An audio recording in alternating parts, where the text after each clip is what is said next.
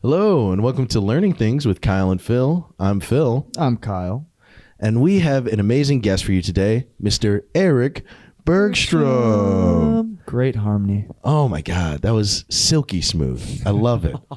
You know, we learn something new every day about each other. It's a great thing. Good man. Erik Bergstrom is a great guest. He's a comedian that I've known for a very long time, almost 10 years now. Mm-hmm. And he is a great stand-up comedian. He has a Comedy Central half hour that's already out, that's been out for years. He just, recorded a new album a few years ago. He's been on Colbert, and he's also a cartoonist for The New Yorker, which we really get deep into.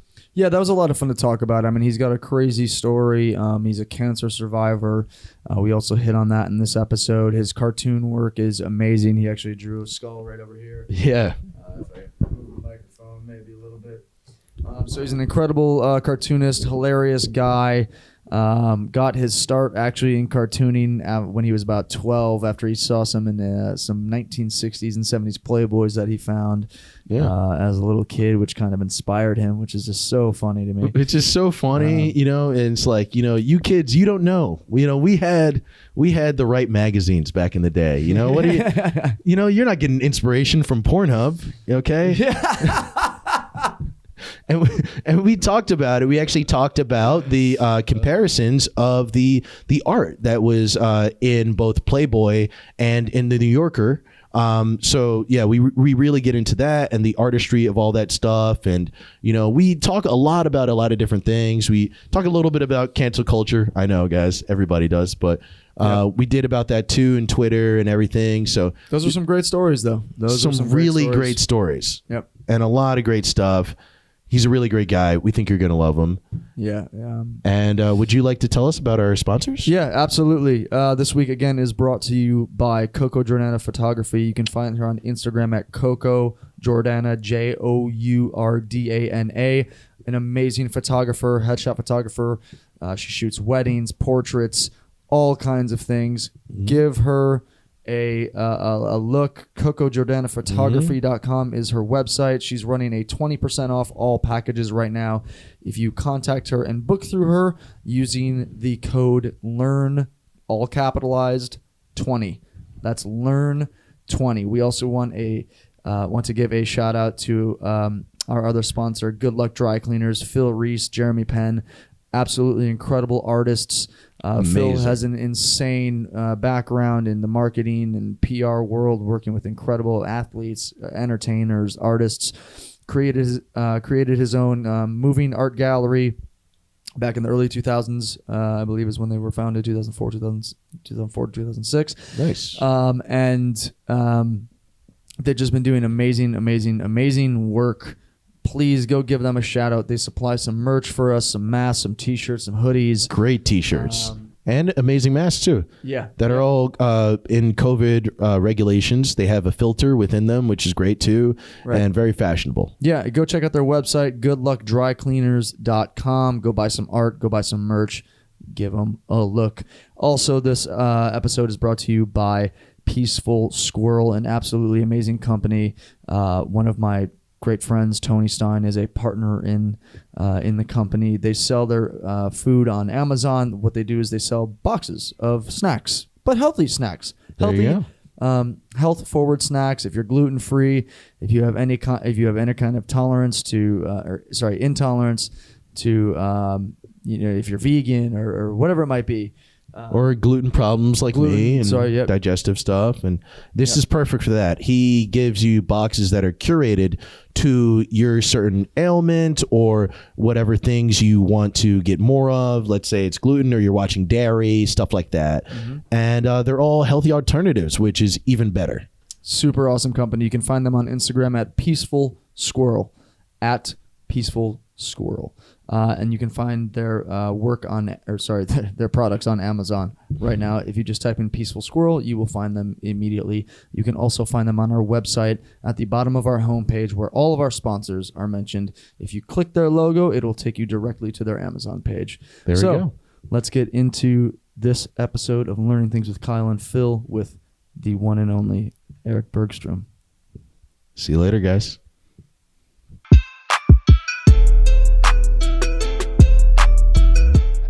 What do you want to say? Yeah, I want to talk about cartooning, man. You want to talk I about think- fingernail painting? Yeah, you want to talk about how terrible it is when you're drunk after you get done doing an audition at like 9 o'clock at night. You're like, fuck it, I'm gonna You paint did my an nails. audition at 9 p.m. 9 p.m. is late these days. It's like actually 2 a.m. Oh, it's super You know what late. I mean? Yeah. It is. Now It it's is. like shit is over, dude. Yeah. Yeah. I don't know. Tell us about cartoon. You draw stuff, right? I draw stuff. I mean, I draw boobies. I have.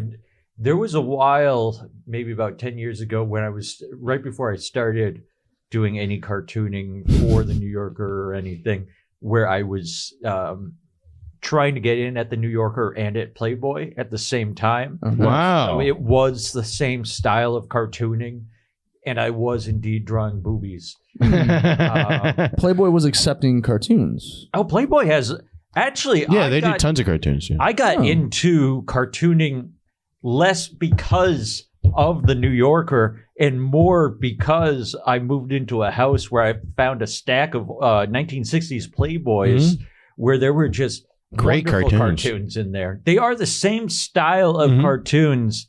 Like Mad Magazine kind of cartoons. Exactly. Yeah. They're But really good. There's like some real.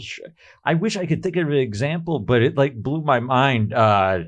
Just like, oh god, redheads with huge hair, or like I don't. It's Hairy bushes. No, well, hairy bushes, yes, I but love just a hairy like bush. fonts and like huge, the biggest cans I've ever seen, like curvaceous Hell women. yeah. And then like wonderful like grayscale cartoons that I miss.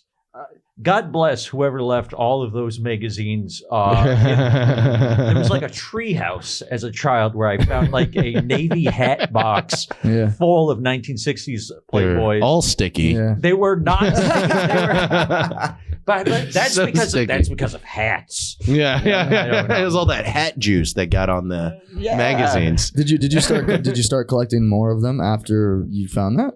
No, I didn't. Well, I mean, I was like 12. I didn't have a ton of. Got you. It was that early. Okay, Yeah, it was cool. that early. But I mean, I feel like that's That must have been sick, though. oh yeah, that's because you're getting art and you're getting a little extra. until I put my my It's little like the ranch sister. dipping sauce my on the little side. If you just sister want to call that ratted back me to out. McDonald's. Right? My little sister ratted me out, and then all those things. Ew, ranch. Okay. Barbecue sauce. Bubble.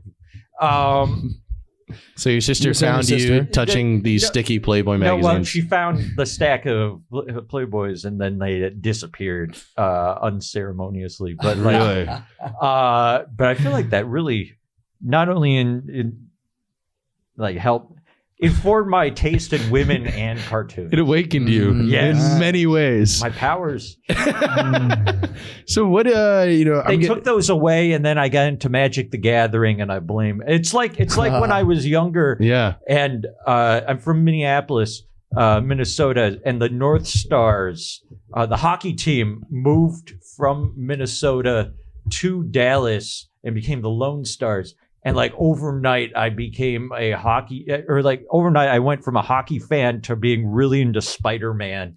It just like Really? made me into a nerd. Mm. And like, I feel like that is something where it's like they took away my porn as a child. And immediately I started playing Magic the Gathering. Yeah. Like they You learn from things that are taken away from you. learn. And he's but never watched bad porn. And habits. he's never watched porn. Well, I mean,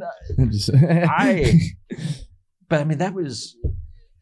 What are those ladies like? I mean, it's kind of like watching the ladies on Mad Men, except for just curvaceous What in the women. porn cartoons? Yeah. Curvaceous women. I Super, don't know. I love. They all look like Joan Yeah. from Mad Men. Yeah. Yeah. Oh Yeah. my dear God. Yeah. God bless. So did her. you ever end up getting any of your cartoons into Playboy? No, but No. but I did have some good back and forth with the Hugh Hefner's daughter, who was in charge of Playboy. I felt like as soon as I got into the New Yorker, I stopped trying with Playboy, which isn't necessarily a good thing because I wish I had. Yeah, but you got a lot of shit on your plate, though. I mean, it's also doing stand up and shit, I feel like, and but then it takes a stand-up long happened, I time. started focusing on stand up. Yeah. Oh, so you were doing cartooning before, I like trying to about submit say- shit and everything? No, not necessarily before stand-up. About the same time as when I started both. So, Okay. and I have another one coming out in the New Yorker in like next month. I have another cartoon. Nice. They picked a weird morbid one, so I'm looking forward to it. Okay. Yeah. Sorry. I was just gonna say, can you explain the process of getting your work accepted? Because I think I've seen, I think I watched a documentary and I can't remember the name of it, but it was about cartooning and about the New Yorker and how they accept your submissions and how it's like a weekly process, right? Mm-hmm. Right. There's a weekly submission. The editor in chief or whoever it is reviews, or can you kind of explain? It used that? to be different. Where when I started, it was just I was like the youngest person of a bunch of like 80-year-old men that would be in there, and then it has turned over. It's turned over. They've gotten not only has was it Bob Minkoff was the old cartoon editor, and now it's a lady named Emma who has like a much more quirky like I really like the taste that she's had in cartoons. Like it's gotten a lot That's quirkier. cool. Like it's they feel a lot more like fun. fun And not overly intellectual. It's less about cartoons that are I mean, there was a point where it's like, is it about cats? Do old women on the Upper West Side get it? It's like it just felt like humor about banks for women on the Upper West Side. Yeah. And that's fine. That had its place, but like that's why I like those Playboy cartoons because they were all filthy. Yeah. I don't know. I wish I could think of a Playboy. And everyone's fucking filthy, man. Well, it's not even just that. It's like you're putting emotion for emotion's sake. You know what I mean? Like I like the thought of like more openness. Like I know what you're saying, like about the New Yorker and stuff. Like because I've liked a lot of their cartoons a lot more now too, because it's not just like I don't know. A lot of times when I read publications like that, I feel like it's really just a way for like white upper middle class intelligentsia to jerk each other off. Yes, you know, it felt like watching Frasier. Exactly. And now there's a higher level, I think, of just more like we're just trying to be funny in a smart way, you know, and like, but we're not trying to be smart. We already are, and it'll just shine through. And there's still a stylistic nod to that, but they do like they haven't lost that aspect to things entirely, and they shouldn't. I think that's a main part of it and why I like it. But I'm saying like I agree with what you were trying to say. Yes. No, I mean, because like once in a while I'll still read something that's a little bit aloof, but like I don't know. I used to not laugh out loud, and now I. That's what I'm saying. It's like I feel like I constantly get disillusioned by things. Like now that like. I do comedy and shit, you know, it's like comedy is one of the weirdest professions or jobs ever because it's like somehow through comedy, you're able to like infiltrate these like worlds of like academia and shit. Like you can be, if you're a huge comedian who never even graduated high school, you can end up writing an article for the New York Times. Right. Yeah. Right, you know, like all this weird shit. Which is so funny. But it's also like as I start leveling up, it's like all these things. I used to think I was dumb as a kid, all this type of stuff. Yes. So as I get older, right? I think a lot of comedians do, and that's why we go after a lot of these things. But as you get older, like you start leveling up and you start not really getting disillusioned, but just being like, oh, this is all bullshit. Yes. Half these people came from like certain families that have this shit. So all they had over me was diligence. They didn't have intelligence or anything. Had backup. They had they had the great home situation of a fallback plan. Right. Tutors. Right. Sometimes. Tutors. Like shit like that. And it's just like, you know, I've only written 2 articles for Alec, but like now that I do journalism, I'm no longer impressed with journalists. Yes. Because I'm like, oh, it's that easy. All you have to do is know somebody, really. I mean, you have to be good. Don't get me wrong. You do. For sure. But you also kind of don't. Like, I know people who, I'm reading it and I'm like, this is like a high school fucking essay. This isn't that great. Yeah. This isn't really that special. You know, and that's not a knock against the individual or even the publication. It's a knock against like I don't know, just the thought of what like it means to even be intelligent and what it means to be a writer. I mean, and all there's that shit. mediocrity in everything. Yeah, you know what I mean? so much shit is up its own ass. But I think writing and listening to what somebody has to say and report on is, you know, we can take that and more personally, you know. Yeah, no, it's true. That mediocrity, it's like, well, what? Yeah, I think there's a How's little this? bit of that, but I don't know. It's just Well, it's like a when lot of there's a bullshit. bunch of like comedy writers, they're like Harvard grads or something like that. It's like part of me is Why? like, that's cheesy. But then it's like if Conan O'Brien did Conan go to Harvard? Or, He did, Yeah. but it's like, But it's yeah, like, sorry, go. oh, Finish it's the- like, oh, well, you're one of the more brilliant people on earth, comedically. So like, of course, No, it's not in respect. I don't know. I know exactly what you mean, and I agree to an extent. But then there's another time where it's like, you know, from where I come from, where I didn't grow up rich or anything, but you have like or even poor, like pretty middle class, but everybody is just like an average Joe. They're just very average people. And I'm telling you, some of the most average people, some of the people who have the most menial jobs are some of the smartest people in the actual fucking world. Right, And they just get absolutely. discouraged and don't do anything with their lives 100%. because they don't think they deserve anything.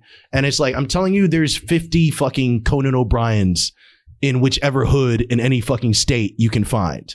You know, and I'm not saying that he's inspired me in millions They all of ways. string dance. Yeah. That's what I want. No, they cannot. Okay. And that's why he was the head writer of the Lampoon. Okay. If you can string No, dance, but that's then the you're thing. fine. It's like the Lampoon. It's like I've read the Lampoon. I can't.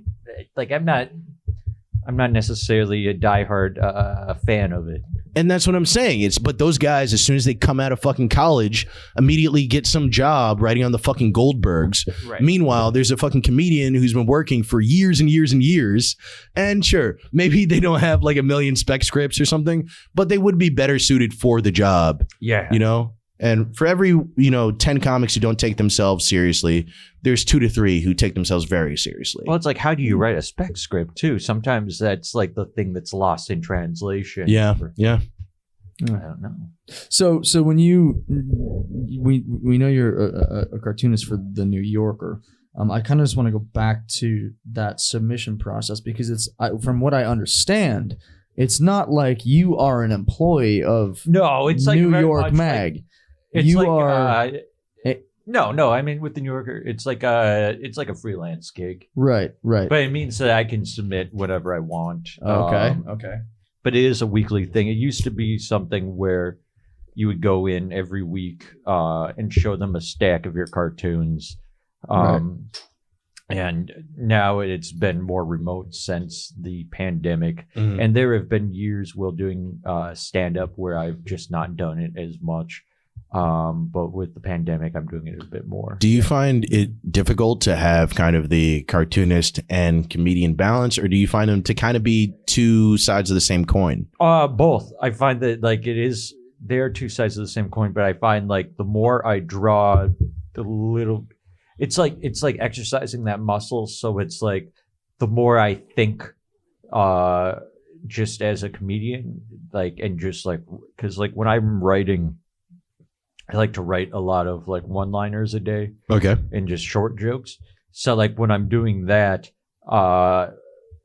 whatever I'm putting time into is easier. But then I feel like it does take away from the little one, like, or from the other one. Like if I'm spending a lot of time drawing, I'm not spending enough time writing, it feels like. And if I'm spending a lot of time writing, I feel like it takes a little bit of time to get back into drawing. Which is tough for you because I feel like you're more of a one-liner comic, Yeah. which is a lot of work. But they If I don't have it, I can just scream. But they do lend to they are kind of the same style because a lot of cartoons are just one-line jokes represented through like visually. So Yeah. I don't know.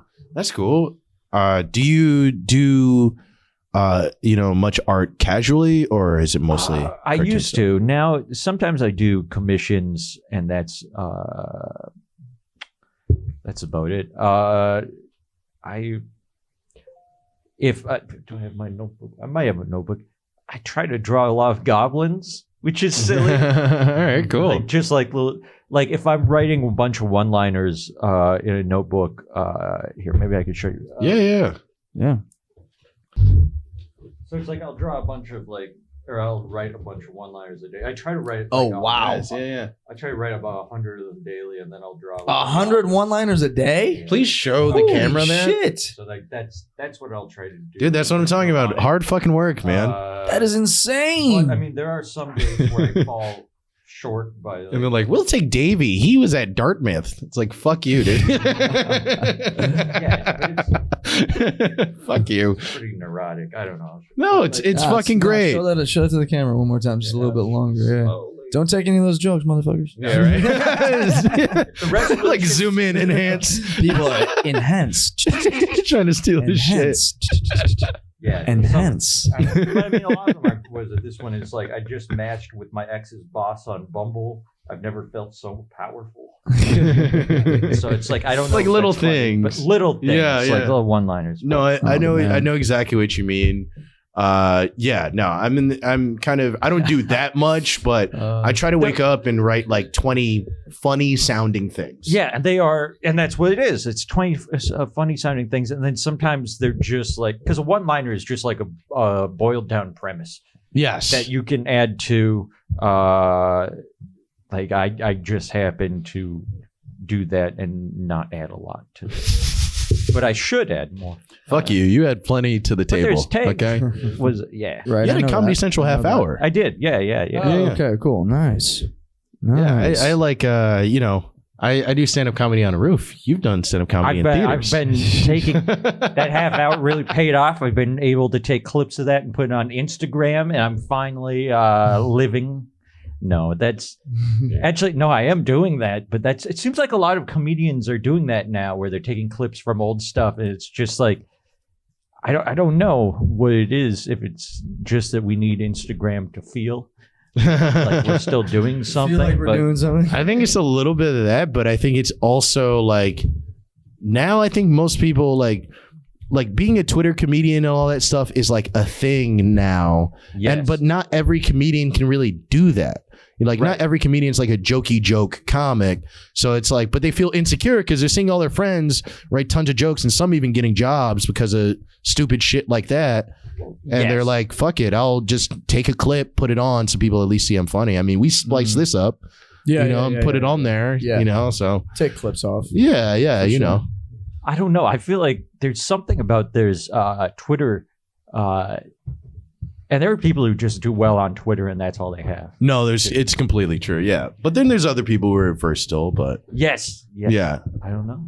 I'm not gonna slight either group. No, slight them right here, right now. This is why we're In a here, public dude. forum. No, please I don't- slight them. I just Twitter used to be fun. I thought it was fun for a while, Yes. and now it's just like then it just turned into, and that's fine because it should be a political forum also, but maybe Trump ruined it.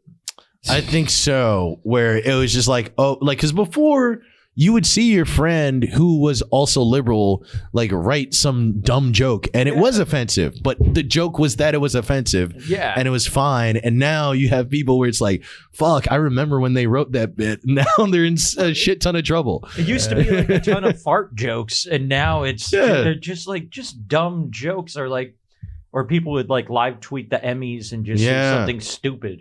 And Yeah. now it's just a lot of copy paste Oh, my political God. opinions. Now, if you make Twitter jokes, they can't be about anything, really. It has to be like aimless, Yes. like absurdity. Yes. Like that's the only way, at least for me. or self-deprecating. Or super, only. yeah.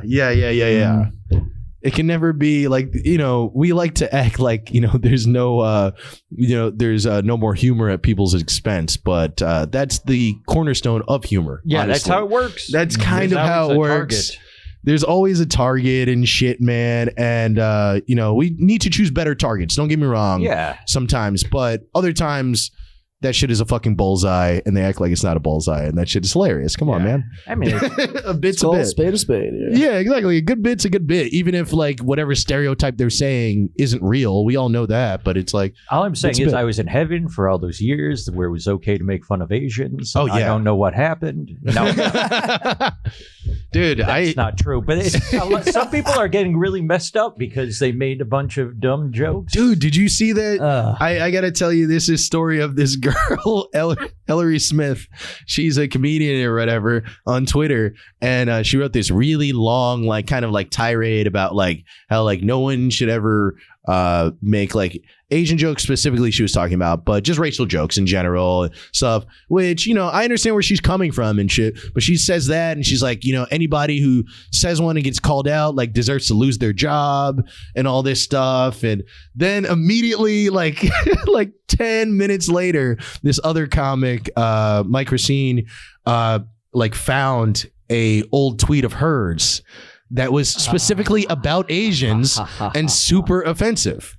And she ended up losing her job and shit, and like all because she was writing on like a show, dude. And she ended up losing her job. People were like coming at her, treating her like shit. Where was she working? She's working. Can you believe that she was working for fucking Robot Chicken?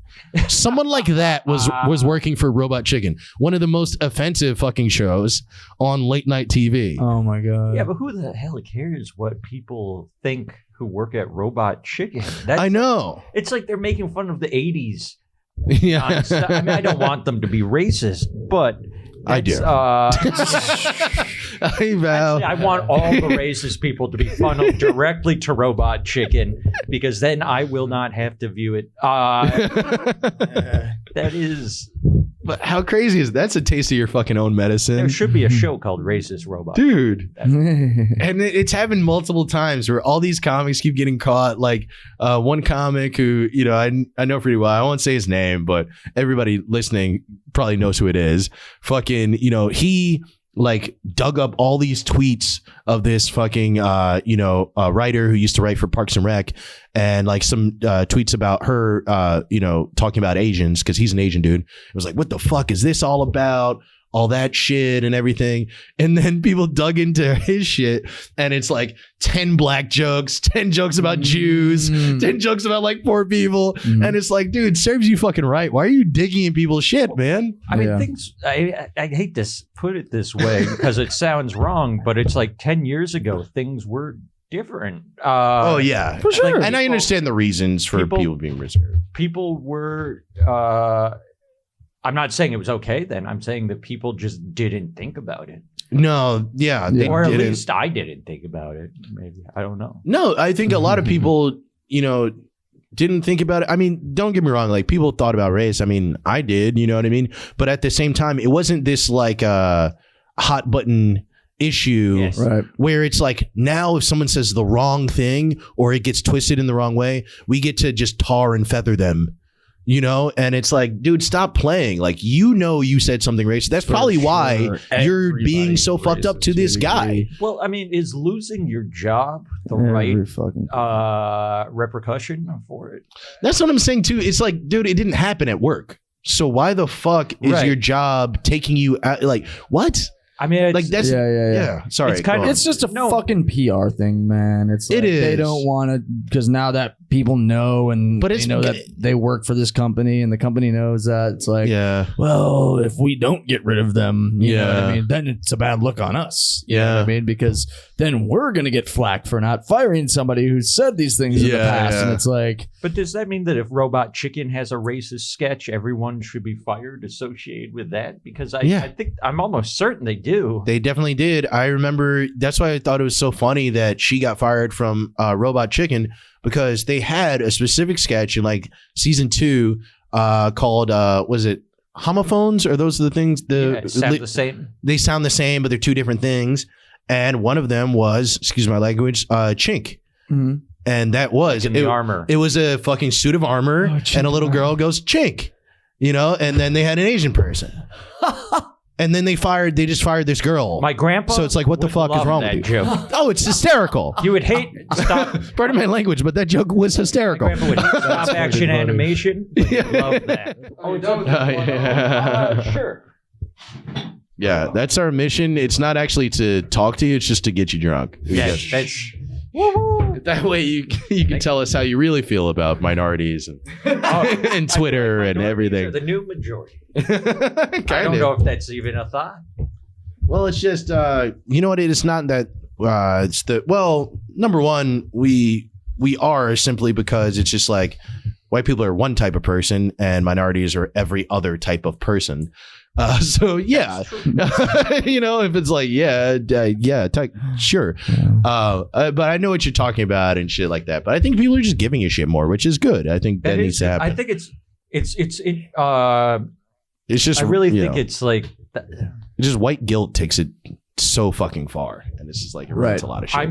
Well, the whole losing the job thing, I really think that comes from. I don't know if it does, but I feel like that's something that happened with like it started as women wanting that as the punishment for any type of sexual harassment. Right? Yeah. And I feel like they've just equated like lose your job for anything. For anything we don't decide we like, you will lose your job for it, and you can never get that type of occupation ever again. Right. That's why they can't. That's why it's so fucking insane. They can't destroy Louis C.K. fully because he's self-employed. Yeah. Which is, I mean, I don't even know. No, I mean, we were kind of talking about that earlier. We were talking about that type of stuff, and it's very interesting because it's just like that's why I'm so attracted to doing like this podcast and, you know, making all my own stuff. And like we've talked about how I don't really like the clubs that much, like all that shit, simply because like I want to be uncancelable. So that I can just do whatever my art is, you know, at the end of the fucking day. It's not about like, oh, I'm a bad person, so I want to be uncancelable. It's like, nah, I just want fucking freedom and not have somebody on my goddamn neck because of like one instance or some tweet I sent out that somebody takes the wrong way because they were treated shitty when they were a child. So now they never accomplished anything. And now they get mad. Yeah. You know, like, and these people don't even really fucking know you in the first place. They don't. So they just want to vent about me. You know what I'm saying, dude? Like, I was thinking, Louis C.K. has been doing like shows overseas and shit like that. Oh yeah, he's totally fine. He's been doing shows here. I mean, US. Oh, has he? Yeah. Oh, I didn't know. Also, Europe. I mean, if we're talking about like sexual impropriety, Europe's kind of fucked. I mean, you know, their age of consent is like 14 in some places. Japan, it's like fucking 14 and shit. Fucking France and shit. They're into that Latin stuff. America in general. It's like legal also, like. Yeah, I guess. They are utopias. Yeah. Compared to just Louis C.K. and 14-year-old. A bunch of 14-year-old. 14-year-olds everywhere. Yeah. Best weekend of my life. Well, on that note. Yeah, right? Welcome to Learning Things with Kyle and Phil. I'm Kyle. I'm Phil. And I'm 14. Here we are. And he's 14. Yeah, thank you for coming here, little boy. Would you mind telling us your name? Candy first. That's what you have in your hand right now. Promise is a promise. Yeah, thank you for that's big boy candy. Liquid candy. My dad. It's kind of like the goo that they would have in the big in fucking the tubes Power when we were Rangers? kids. No, it was like the sticky fucking like the glue, grossest candy, sour. It's Oh, I like, hated that shit. gigantic toothpaste, clear tube. Have a name like Candy Snot, and like kids were just like, I love it. Yeah. Who doesn't love to eat their boogers? Do you guys remember fucking like green and like purple ketchup? Yes. That was horrifying. Oh, They tasted a little bit different. Yeah. Tasted a little bit like their colors. I don't know if that was all like psychosomatic, but I do remember that they did so weird green ketchup. They did Crystal Pepsi. Yeah. Remember, Crystal and Pepsi. then they had. I just remember that era. So fucked up. They had peanut butter and jelly in the same jar, like Oh straight. Yeah, the they have Smuckers. those. They still have those. They definitely still have those. Whatever. Yeah. And they have the Crustables. The And stuff Crustables, too. the frozen peanut butter and jelly sandwiches for the Yeah. most like just the laziest people on earth. Yeah. Right.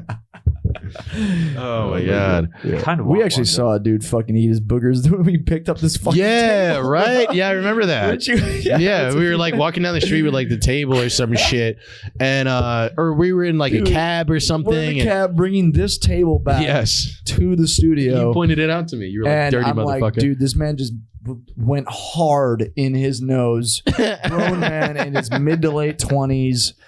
I don't know if he's really grown at that point, but fairly grown man. Oh goes god. hard in his child? nose and just eats that shit Yeah. right on the corner. I did. Right I on mean, the corner in Chelsea. I ate my this is boogers a as like a Chelsea? little kid. Yeah, it's a Chelsea. Can't you tell? You Yeah. can't tell a Chelsea I table. can't tell from its a Brooklyn gender table? if that's what you mean. So, It's like a Hudson Yards IKEA. Yeah. You know, they do shit differently over there. Oh yeah, bro. That's the Manhattan High Society that we just keep referring to. No, but as a little kid, did you eat your boogers? I did. Yeah, when I was really young. I did when I was little. I Yeah. remember trying it as a little kid and it being salty. And going, It's this isn't for me. no, I thought it tasted like McDonald's. Oh God. It And probably it's not does. necessarily not accurate. There's a marketing dude from McDonald's being like, tastes like boogers. Okay. He's Kids like, will love it. No, I mean, yeah, he's like, children love it. I remember it tasted Make like it saltier. tasted like a McDonald's cheeseburger with no like ketchup or anything, none of the fixings on it, and that's what I liked. As a What type child. of Can we fucking talk about those Willy fucking- Wonka booger were you eating? Jeez. Hey, can we talk A about the booger pickles dooger. that are on the pickles on Gross. these McDonald's burgers are just fucking disgusting. They're like rubber. Ugh. They snap differently. The cheese on them, Yeah, everything. especially I too. love it all. Really? You're a big look fast like food guy? who I not loves it. necessarily, but like I don't eat McDonald's a lot. I'll eat McDonald's about once a year when drunk. I've already used up my one this year, but like Yeah. I will get drunk and I will just be like, I need McDonald's, and I'll go Yeah. there. So Mm. and it could be the difference of getting sick or not, just eating. Oh God. Last time I ate it was in like 2017. It's because my roommate at the time was from I love how you remember the date. was from Sydney. Well, yeah, I have a whole recording of it because I thought It's like- it was the first time I had eaten McDonald's in like Wow. 6 years. You're like, or it was a something crisp like that. winter day. I ate that shit. I couldn't even finish it. And I immediately, within 30 minutes, I was like sweating my balls off, fucking Yeah. bloated. My stomach starts feeling like shit, like I'm going to puke. It's a fucking It was drug, dude. fucked Like I feel like up. it has saved me from hangovers though. Like I have to be plastered It's that grease. and then I'll get it, and then Probably. it's like it's like something padding my stomach. But it Yeah. is garbage. Oh, yeah. I will look Oh. in the mirror and be disgusted the next day. Like For sure. I'll feel like plastic the Oh, next yeah. day. Oh, But yeah. it is still, it's good. I was also going to say, I saw some goblins in there. You're talking about goblins. Yeah. Have you taken psychedelics ever? I have never taken psychedelics. Really? Oh wait, Because I feel like I know those guys. salvia. I've seen those I thought goblins. that was like Jeremy and Andy. I swear to God, I Yeah, saw dude. them I the other took week. salvia. Dude, fucking once. Dave. Oh wow, salvia. Okay, that's Okay. interesting. That's Very not your intense. typical. Oh, Yeah. is that atypical?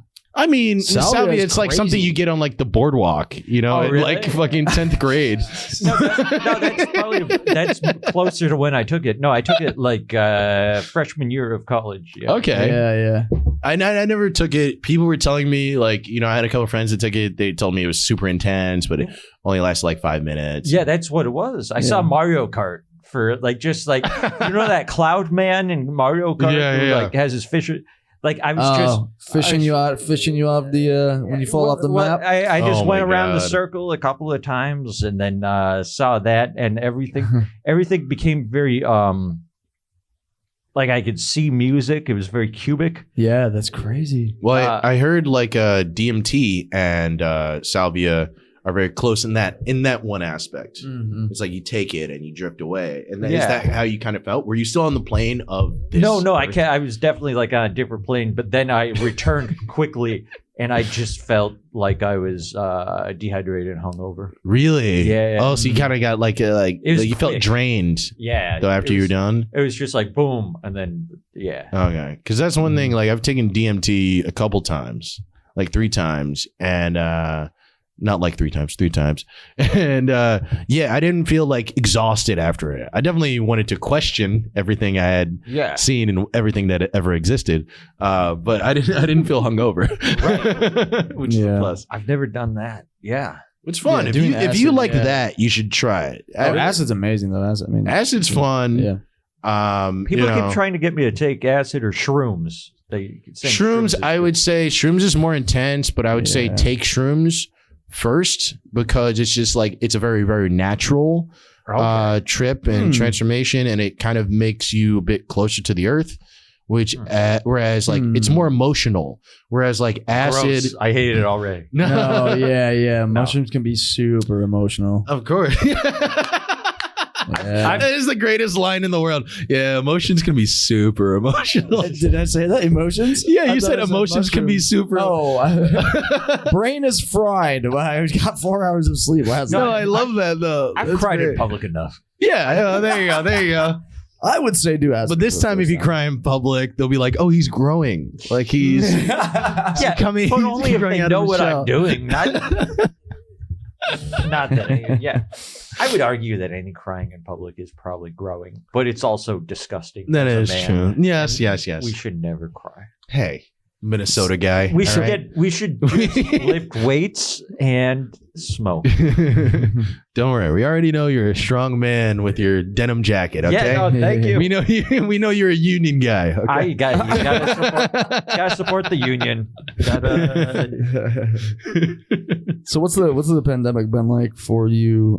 As a cartoonist, as a comedian, as an I was gonna artist? say, a little dick wise, have you been dating? I got dumped. Here's what happened, and this is not necessarily fun to say, but like, okay, during the pandemic, I got dumped. Same. Then I got confused a bunch, and doctors told me that I was Like sexually? No, not at all. I got confused fine. a bunch, like just doing whatever I was, and doctors told me I was having waking seizures. Whoa. So it's like basically I got isolated during the pandemic, didn't know what was going on, and then started having seizures and not knowing it. And then they gave me a medication that makes it so I don't. But like I was like hearing things and stuff. Oh like wow. that. So it's like I was kind of tripping on my own. And now that the seizures are over, ladies, He's back on the market. about to have a seizure in your puss. Yeah, dude. Ooh. He's still, but that dick is shaking. I'll tell you that. It right is like a wet Wow. puppy in your puss. Yum yum. Did you ever get COVID? You have it now. No, I've been vaccinated, so it's like I hope I nice, don't have it nice. now. Yeah. What did I?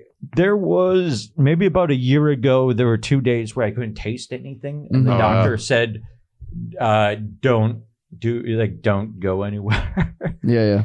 But I've never tested positive for COVID or anything Yeah. like that. So you probably had it if you had that, because I definitely had that. Yeah, I think we all had it. I wanted to talk to you about this though. I know me and you, we haven't been super close forever, but I feel like I'm starting to know you better and everything. And I remember, you struggling with, cancer a few years ago and everything. And, how I've never really known anybody who survived. How does that feel? What does it feel good. like to hear it and be like? Actually, no. As of like this Monday, it'll be 5 years in remission, which is good. Wow, really? That long? So Congrats. Thank you very much. Yeah. No, it's been a while, but that means that I just saw my oncologist, and they said that after 5 years, I'm my oncologist, just the cancer doctor. You don't know what an oncologist is that, which I assume everyone does, but I just had a conversation. We're not all smart people folk like No, you, no, okay? no, Some of us didn't go to Harvard and write on the Lampoon. No, but I guess my point is I didn't know what an oncologist was before I met one. It's okay. I'm fucking with you. I'm just as likely to get cancer again as anyone else, is what they said. So I don't have to see my cancer doctor anymore. Gotcha. Right. After this last meeting. So no that's more, good. no more cancer probation officer. No more. Yes, that's a good way to put it, because it was. It Gotta really check was. in with the PO every fucking month. It really was like every couple of months they just take a pile of blood, just take it out and say like yay or nay. So Yeah. That's fucking. crazy. That is amazing, It's dude. good. That is kind of- so fucking good. What kind of cancer were you? I had stage 4 Hodgkin's lymphoma, so it was like the most. Yeah. Whoa. That real shit, bro. Yeah, but it was the most advanced of a very treatable cancer. Okay. Yeah. Like It's something in your lymph nodes. If you don't mind me Lymphoma is asking, crazy. like, how I did still it? don't know what a lymph node is entirely. But like, I wanted to know, like, how did it feel? Like, what was it like hearing that diagnosis for the first time? That I was right and they were wrong. Oh my God. It felt like, because there were a lot of months where they kept telling me I wasn't sick and it was just I needed to meditate. No way.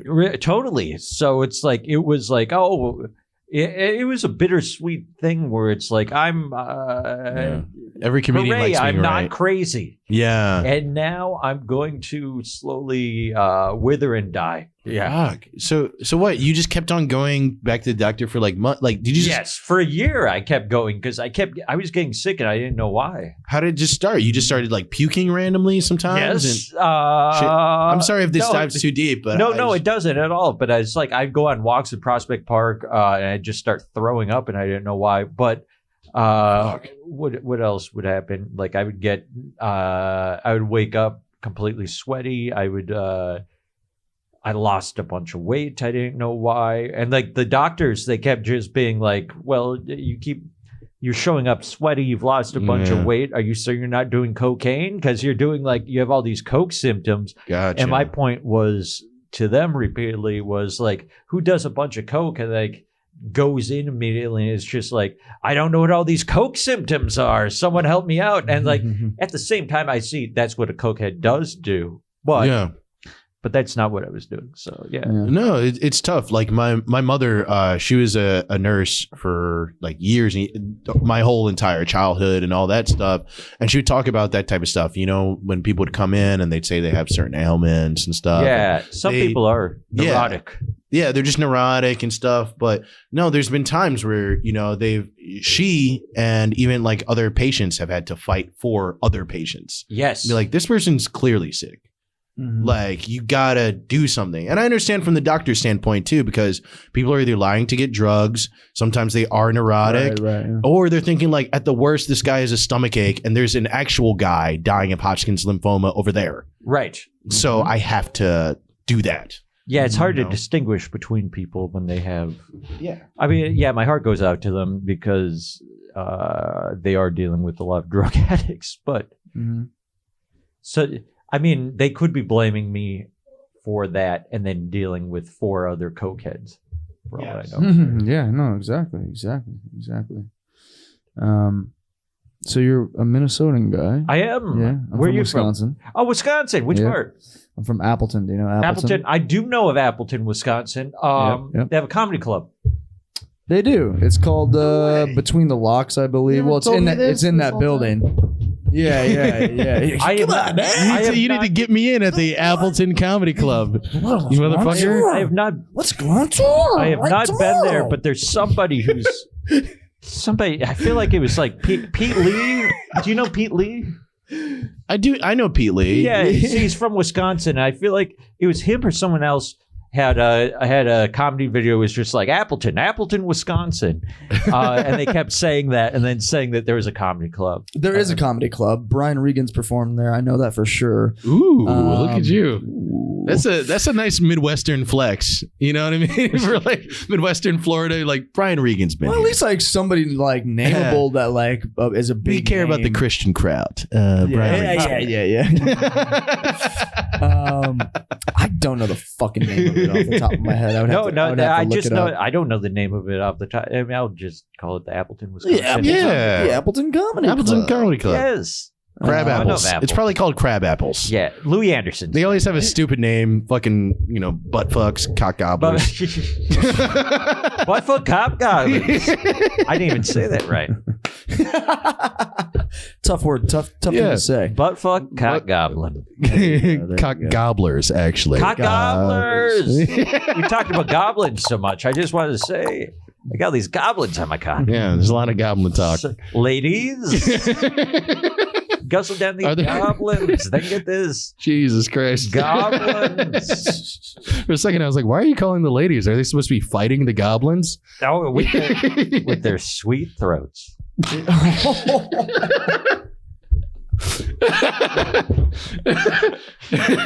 Which was a Playboy cartoon I saw once. There you go. All right, bring it all the way back to childhood, baby. Yeah, that's what I said. Children be making cartoons. This is why it's always fun to have comedians on. Get him another beer. Yeah, right. Can I have one too, actually? Yeah, sure. Thank you. baby. Nice. Thank you. Stella is a good beer. The thing about Stella that I don't like, have you ever been at a bar and they bring you Stella in that goblet? In the chalice? In the chalice. It's not meant for that. It's not, it's, I always feel like Stella's like a good medium beer to drink. Yeah. Like, and then, exactly. But like, it's a good medium beer to drink, but like, I never expect to be that jackass with the chalice when I order it. Well, No. you know, in it's a cool Europe, touch, though. they Stella's like PBR there. So Yeah, that's, yeah, yeah. It's like a shit beer. It's like a so they're Bud saying Light. fuck you when they give us yes. the chalice. To me, Yes, absolutely. Yeah. To me, it's like PBR as well. I fucking hate Stella, but I'll drink it every now and then. It's not a bad beer to go to, like a light beer. If for a light beer, it's fine. It's crisp. It's whatever. It's just like, but yeah, when they started marketing it in America, they made it as this like trying to make it this upper class thing. Champagne, Of course. beer. Yeah, you know Yes. what I mean. It Yeah, sounds champagne. expensive. Stella It Artois. looks expensive. They had Adrian Brody in a commercial. I Yeah. remember that. You remember?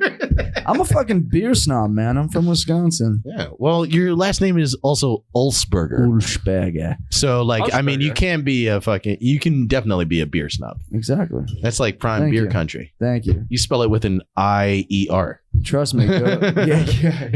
IER. Beer. Is that German? Yeah. Ulsberger's German, yeah. Sprechen Sie Deutsch? Go to Wisconsin. It's mainly it's mainly Wisconsin people. Go to Wisconsin. A lot of heavily Germanic, Yeah. Polish, Irish. Fewer Swedish people there than Minnesota. Yes. Yeah. I like St. Paul. Though St. Paul's amazing. Is it? Yeah. Let's make sure that our computer doesn't die. It's right over here, I believe. You're welcome. This is why we're partners, everybody. Yeah, you're Okay. I'm over here. Yeah. So, do you have any comedy plans coming? Any tours or anything? No that you're tours. looking to do in the year What are you 2021? doing with your career? Yeah. What is it? I'm doing a Who are show at you? Tiny Cupboard. You just did one? Or No, you I'm performing starting tonight? one. Starting a new show. Oh, that's what you were talking Yeah, about yeah. before. Yeah. with. Do you know Sarah Summerlin? Yes, I know, Sarah. Yeah, so I'm doing a show with her. Okay, cool. The it's going to be a weekly. It's called Rock Lobster. What is it? We got a picture of the rock with a lobster body. That is So, fucking It's awesome. very silly. So Our first hot. one is going to be on the 15th of this month. So Okay. it's really fun. 7 p.m. New it's a competition. Yeah, but not on a Thursday. We're not friends anymore. Yeah. We are now a This fucking. This is the last time we will ever fucking speak. You hear me? Acceptable. cordially. Yeah. Next I time. might hit you in a deli though. Yeah. Oh god. More deli. Next time it's See you on in the site. deli, you're getting slapped. But it was Hold it. on, that's a threat. Find me, $50K, Kevin Durant. Oh my god. Alright, sorry. What is it now? It's just getting back to shows now. I don't know. Now I know. I don't have any tours or anything. I've talked to some people about potentially doing tours just because I got the vaccine a bit early. Because of cancer, I got the vaccine earlier than people. But everybody's going to get the vaccine Yeah. soon enough. Dude, it I can't seems. wait. I am. I can't wait. I just want the world to be normal again. Yeah. I'm so into that shit. Like, that's why it's so funny to, like, I heard this actually on Bill Burr's podcast and shit. He was talking about how people think, this is all a conspiracy theory. Yeah. Like they all did it on. It's like, bro, no one wants to be doing this. No. It fucked up the economy. All the Mask people makers. Yeah, like what? What are you talking about? That's exactly how I feel. There's It's like one girl on Etsy that got rich. yeah, exactly. Like, And then maybe an underwear company had to make more masks than underwear. I don't know. yeah, like. Seriously. Dude, I just want to live my life. I want to be able to go out. I want to be able to stay out till 4 in the fucking morning if I want to. Yeah. How do you think New York will change once it's back to full capacity, or do you think it'll stay the same as it's always been? I mean, I think rents are going to go down a little bit. Just new ones, right? Because there's going to be fewer people. I think so too. It already is going down. Oh yeah, they've already dropped a bunch. Yeah, I mean, I think they're going to stay down. I mean, it's I going think to be they'll stay down too. it's going to be Yeah. a while where It's gonna be like 1 to 2 years, I think. Yeah, and Before it regardless, starts there's really still getting going to be back. more people working remotely. Yes. So, I mean, I'm kind of glad. I mean, if the subways are less busy and I love New York, but I also love, back then, I also loved wandering New York during off hours. Oh yeah, the best. So like my favorite time to go to Times Square was probably like at 6 a.m. when no one was there. When No one Oh was wow, there. yeah. You know, when it just looks like I don't know It's what's truly asleep finally. Yeah. yeah, No one in there. not too busy. No, I mean, there's Yeah. something really beautiful about a place that's known to be packed with people that is Yeah, yeah. completely empty. Absolutely. You know, it Right. is really, especially someplace like Times Square, because it's still lit up like a fucking Christmas tree. That whole entire area, it's built to purely entertain people, Yeah. whether or not they're going to stores or not. And to see it just like a ghost town is like really fucking cool. Like him, Kyle and his friend AP, the Angel, who's in one of our episodes, they went to Chinatown actually, and you were talking about going to a couple other places and just seeing how they're ghost towns and they're empty. Like how did you feel about that? That was and I actually had gone to Times Square the day before actually. That was like March 30th, I think it was. Nice. March 30th, so about 2 weeks after the shutdown. Yeah. Yeah. Show And, off. I'm over here in my room beating off for the fourth time. You're like, I'm living life out there. Yeah, I'm out there taking photos and shit. That's awesome. Yeah, it was an incredible experience. I mean, the photos and the videos that I have from that time was just crazy. Well, that's the one thing too. I think that, once we're out of this, we're gonna look back on this one aspect fondly is that like it was a once in a lifetime experience. For like most of humanity, like there were only a few people who were still alive since the last influenza outbreak. Right. Where they had to wear masks and all that stuff. Even like my grandpa, was born a couple of years after it. It's like who is still going? Exactly. And it's like it's so interesting like to see, especially like we're sort of in a select crop of people, like not even just New Yorkers, but people from Chicago, people from any major city that is now half empty. It's a very interesting kind of thing, and you came here because you're into living this like kind of larger than life lifestyle. Yeah, And now it's gone, but you're still there. And what does that mean? Yeah, so it's interesting. like to actually actively need that social aspect and stand Ripped up. away from And you. then immediately it's like you're in the one town where you're forced to be a shut-in because it's more. I mean, for one, it's more packed, but it's like, why not come here, pay twice the rent that anyone else pays, Yep. and then be in a town that is shut down for twice as long because of. I mean. and you're paying those high prices because of the opportunity. Exactly. And being able to Because of fucking demand and go to cool spots. what and- you're able to do. Exactly. I don't know. I mean, there is something where it's like, I know they were being more responsible by keeping the city shut down. I don't know how much of it was Cuomo just being like flexing muscle, but I know what they're doing. I mean, I was kind of, if I'll be honest, in the beginning, I was definitely siding with everything he was doing as Me far too. as like, because I'm just like, dude, like it does suck, but who gives a shit? Like we just Exactly. need to take care of what needs to be taken and then care of. eventually, as soon as things started turning the other way, where it's like Cuomo, where it's like people were questioning Cuomo, and then all of a sudden, all these things started opening I up. know. And it's like, oh, so it was Cuomo just blocking these things. Yeah. It was nuts. Well, that's a reason why he was blocking all sorts of shit like restaurants, this, that, and the third, but then never went for any sort of rent ban or anything like that. Not for regular tenants, but not even for some of these people who have mortgages who are landlords. Because he's in the pockets of real estate people. Yeah. So like big real estate, like true large companies, they want all these people to run out of money so they can buy Absolutely. everything, knock it the fuck down. Absolutely. So he's just stalling shit, And it sucks, man. It really fucking sucks, and I hope things bounce back. Both him and the mayor are in the like that. I feel like that's the one thing that they can both agree on is just pricing people out. Oh yeah.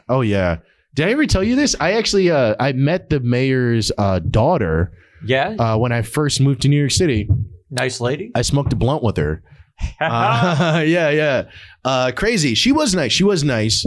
I didn't know she was like the mayor's daughter because at the time Bloomberg was still the mayor. So basically, it was my first day in New York City, first day in Brooklyn actually, especially too. So I left my apartment, and weed out here. I was living in Jersey. That's where I grew up, and back then, before now, like weed was like illegal. Like if they catch a speck of weed, you're getting arrested, and it counts as possession of marijuana. Yeah, does not fucking matter. So I just got arrested. Some drama happened because of weed. That exact scenario, spec and whatever. So I moved to New York, and I'm like, yo, like it's decriminalized here. I looked it up. So I'm like, I'll just fucking smoke wherever. And I was at Prospect Park smoking a blunt by myself, thinking how awesome it is to be in Brooklyn for the first time ever. And some girl just walks up to me, some very hipster looking girl. And she's like, hey, what's up? She's like, I saw you smoking a blunt. Like, can me and my friend hit that shit? And I'm like, two chicks, like this is cool. This is what Brooklyn is. Like everything I've been told my whole entire life came true. I'm like, all I had to do was pull out the weed, and they're there, And so I'm like, of course. Like, so we started smoking and just talking and everything. And she was like, she casually kind of dropped it. She was like, yeah, my dad is like, she was like, he's the deputy mayor. He's the mayor of Brooklyn. That's how she said it. He was like, he's the mayor of Brooklyn. He's kind of like the vice mayor of New York City. And she was like, he's even thinking about running for mayor and everything. And I was like, whatever, bitch, give me back my fucking blunt. I don't give a shit. And, that was the last I ever fucking saw of her until de Blasio was running for mayor, like 4 or 5 years later. And I'm literally watching a press conference with his daughter all like dolled up and all this shit. And I'm like, yo, I smoked a blunt with that bitch. Yo. And she even name dropped it then. Yeah, she totally did. Apparently she's like kind of, she's one of those like political wild children, you know what I mean? Yeah. No, I remember. Like does shit, she does coke and shit, and like it's been like rehab, once or twice or some shit. So she's like a partier type of girl. So that doesn't surprise me that she did that. But I was just like, yo, like that's fucking lit as fuck. I thought she was bullshitting. Mm-hmm. I totally thought she was bullshitting. 5 years later, I see her. My dad, same gauges. the deputy mayor. Oh, wait, huge gauges? Not huge, but she had some gauges on her. I feel like that's like a sign that they are full of shit. Yeah. It's either they're full of shit or they're the problem child. Yes, exactly. So I'm like, she's either lying or she truly is, the fucking mayor's daughter and shit. Crazy. First day, smoke. I was actually scared. I'm not going to shit on gauges, but I am going to say it's always weird when they take them out. And then it's just like a weird floppy ear. Yeah, exactly. And then they yeah. I've had it described to me as very stinky, but gross. Imagine if that gets caught on like a fucking like a coat hanger. It's like, that'd be terrible. Get back here. So how did New York Mag kind of survive through the New Yorker or New York Mag? Sorry, the New Yorker. New Yorker. Yeah. Sorry, the last person we interviewed did New York Mag. Oh wait, what'd they do? As a photographer, AP, the angel. AP, okay, cool. You forgot about the angel that we mentioned? Oh, the seraphim. You couldn't feel his presence. Yeah, right. Weird. It's divine energy. What is wrong with you? He did that for New York Magazine and stuff.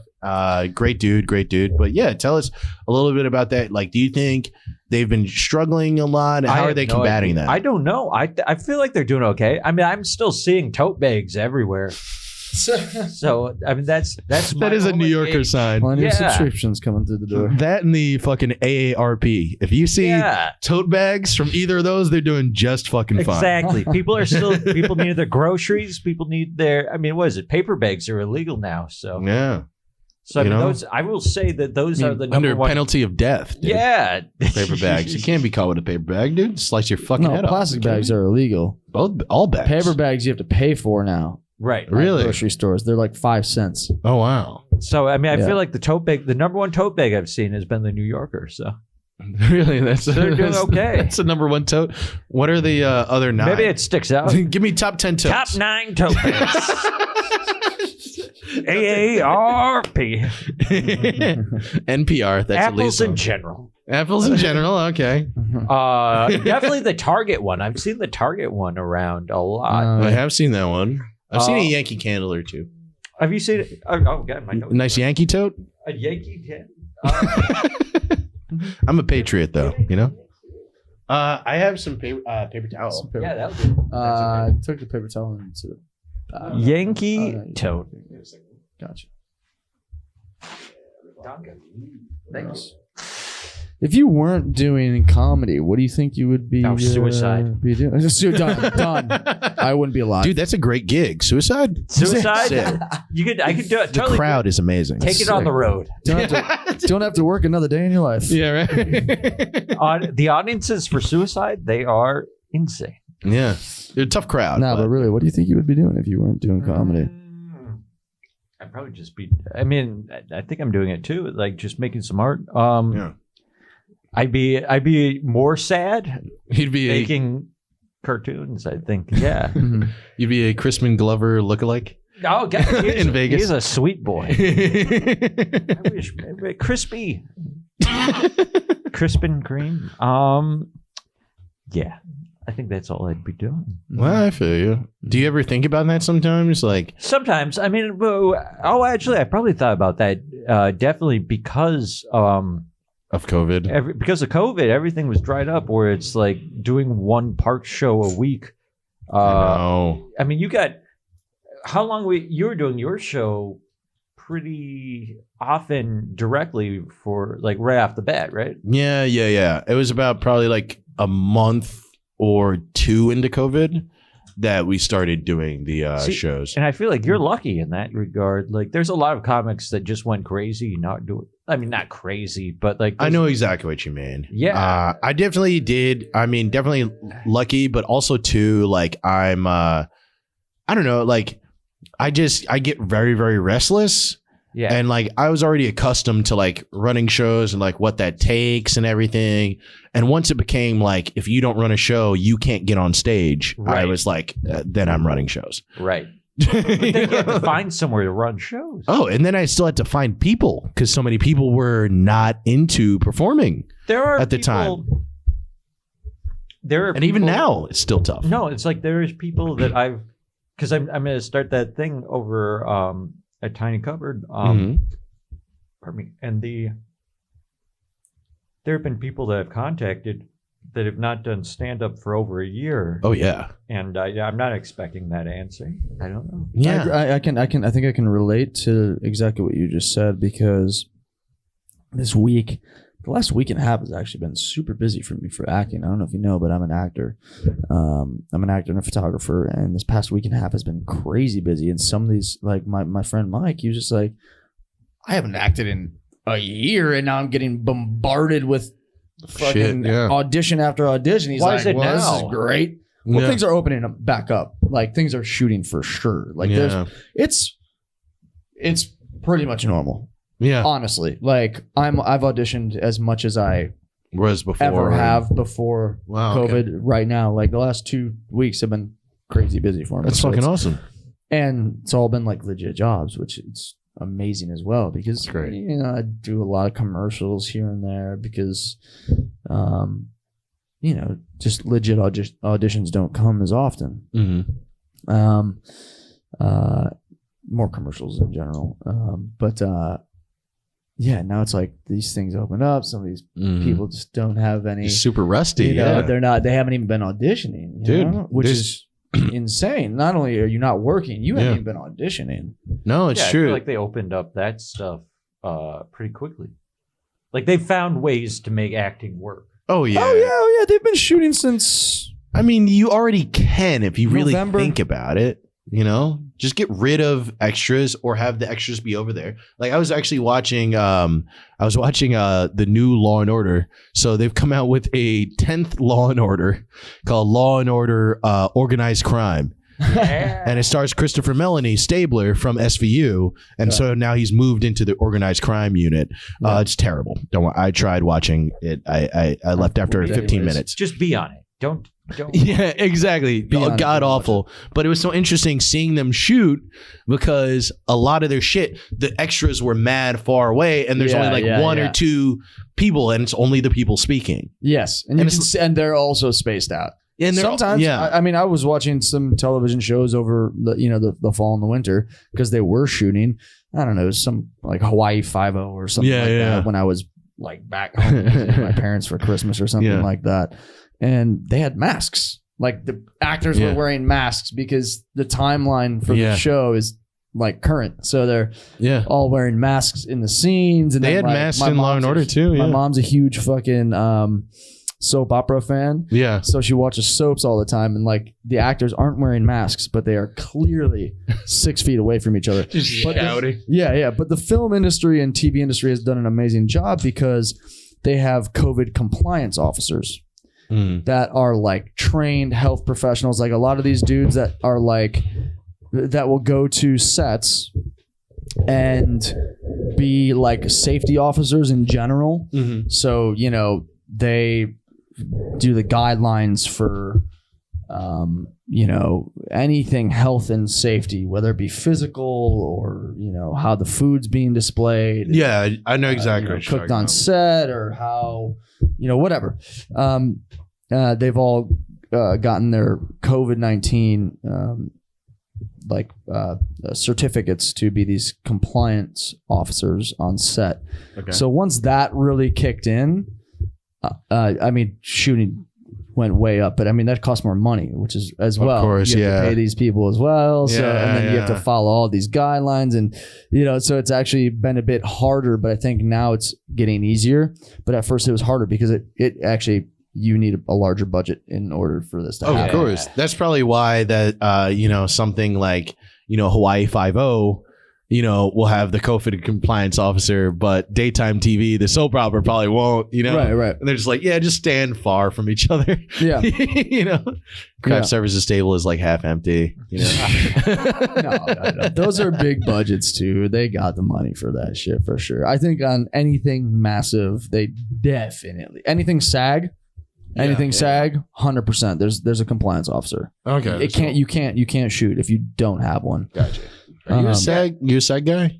I'm SAG eligible. You a saggy boy? Answer the question. Are you a saggy boy? I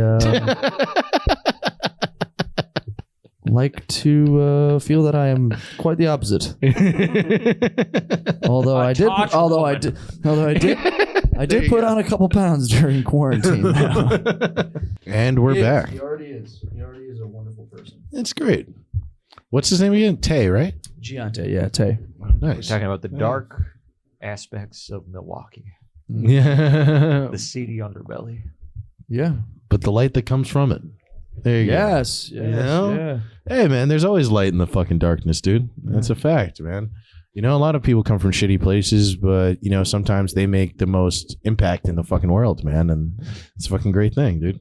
Completely. That's great for you. If you guys don't know, Kyle actually has or was in the Big Brother, Big Brother, Big Sister program, and still keeps up with the person that he used to kind of watch and take out, So that's really nice, man. Yep. Yeah. Still mentoring them 10 years later. There you go.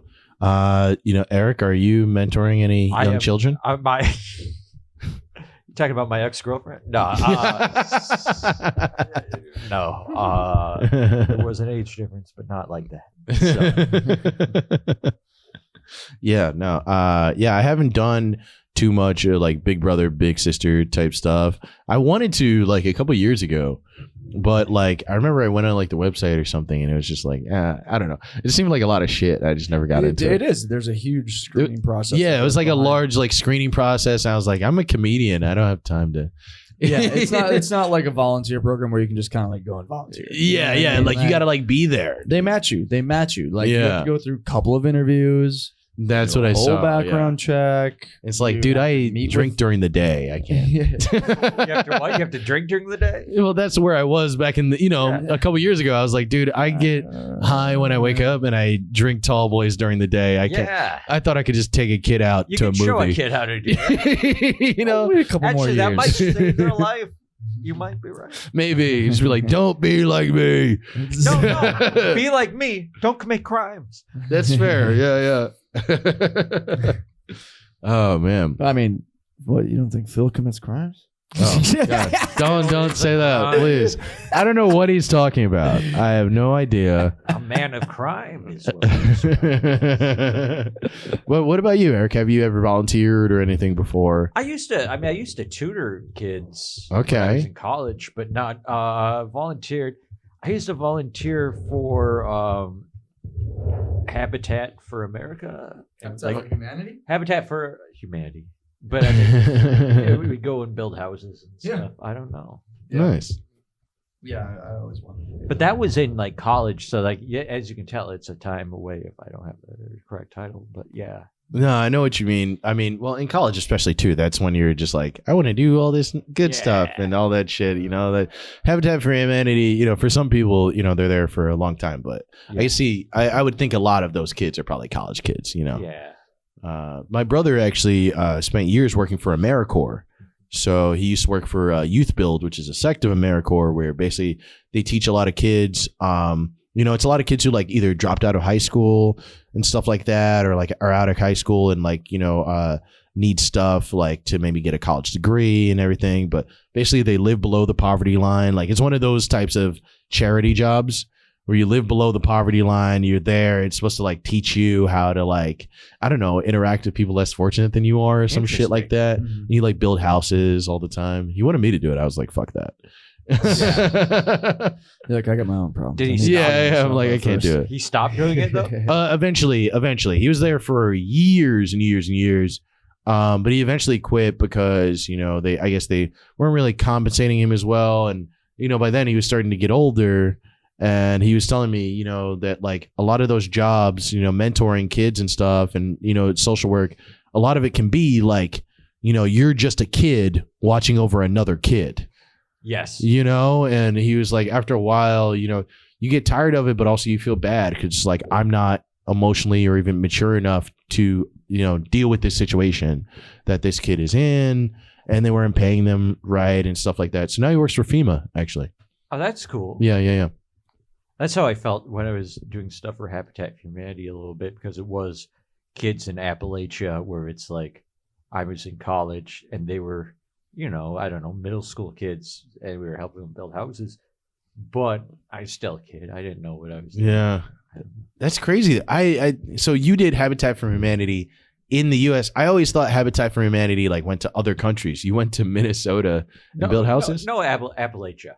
Isn't that? I mean, that's still America, right? That's still America. That's but in the South. That's not Minnesota. Oh, okay. Sorry.